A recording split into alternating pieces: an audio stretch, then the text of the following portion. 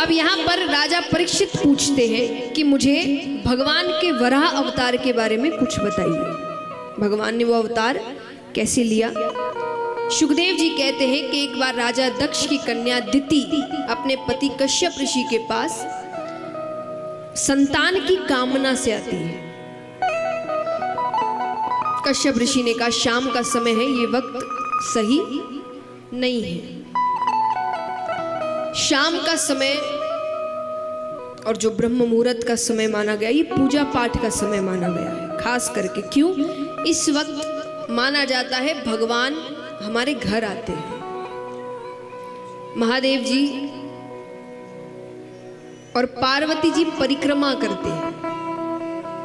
हिंदू समाज के हिसाब से इसको गोधूली बेला भी कहते हैं, शाम का समय। क्यों? भगवान गैया चराकर घर लौटते थे। तो जिन जिन के घर में लड्डू गोपाल है, तो ये समय है जब भगवान गैया चराकर आपके घर वापस आ रहे हैं। तो जब वो वापस आते थे तो यशोदा मैया उनका लाड लड़ाती थी, उनको भोजन कराती थी। हम यही करते हैं, आरती करते हैं, भोग लगाते हैं। तो इसीलिए इस वक्त माना जाता है पूजा पाठ का समय है। तो पति ने कहा ये समय सही नहीं है। वो जिद करने लगती है तो बिना मन से उन्होंने उसकी इच्छा की पूर्ति कर दी। अब यहाँ पर स्नान करके वापस पूजा में लग गई। पत्नी ने सोचा कि पति नाराज हो गए, तो वो जाती है उनसे। वो कहती है कि मैंने जो किया आपके लिए किया, हमारे लिए किया, हमारे संतान होगी, आप जैसी तेजस्वी होगी। कश्यप ऋषि कहते गलत समय में किया हुआ कार्य कभी भी अच्छा परिणाम नहीं देता। तुम्हें संतान होगी, पुत्र होंगे, एक नहीं 2 पुत्र होंगे, पर महादुष्ट। और दुष्ट माने बदमाश नहीं,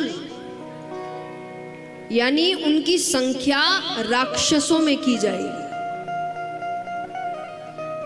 कौन सी माता को ऐसे बच्चे चाहिए कि उनका बच्चा ऐसा निकले? अब वो रोने लगे। अब वो कहे मैंने किसी गलत भाव से नहीं किया, अरे मेरे साथ आप ऐसा नहीं कर सकते। बहुत माफी मांगती है। तब कश्यप ऋषि ने कहा अब इसको तो नहीं टाल सकते, पर तुम्हारे जो पौत्र होगा वो भगवान का परम लाडला होगा। वो छोटा सा बालक होगा, लेकिन उसका नाम बड़े बड़े भक्तों में लिया जाएगा। कौन थे वो? बताइए कौन थे वो? प्रहलाद। वो दिति के पौत्र हुए। अब यहाँ पर वो गर्भ धारण करती है। 2 बालक होते हैं जुड़वा, हिरणाक्ष और हिरण्यकश्यप। विचित्र बालक जन्म लेते ही विशाल रूप को धारण करते हैं।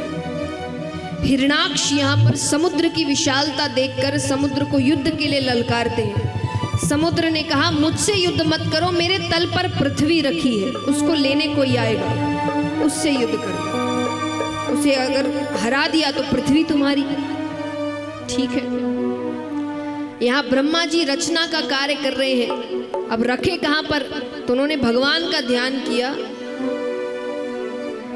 भगवान का ध्यान करते ही ब्रह्मा जी के नासिका से भगवान एक छोटे से वराह का अवतार ग्रहण करते हैं और सीधा समुद्र में जाते हैं। अपना रूप, अपना आकार बढ़ाते हैं और पृथ्वी को अपने मुख के ऊपर लेकर आ रहे हैं। बीच में हिरणाक्ष आते हैं, दोनों के बीच युद्ध होता है, भयानक युद्ध होता है और भगवान हिरणाक्ष का वध करके पृथ्वी को ऊपर लेकर आते हैं। इस प्रकार भगवान वराह अवतार ग्रहण करते हैं।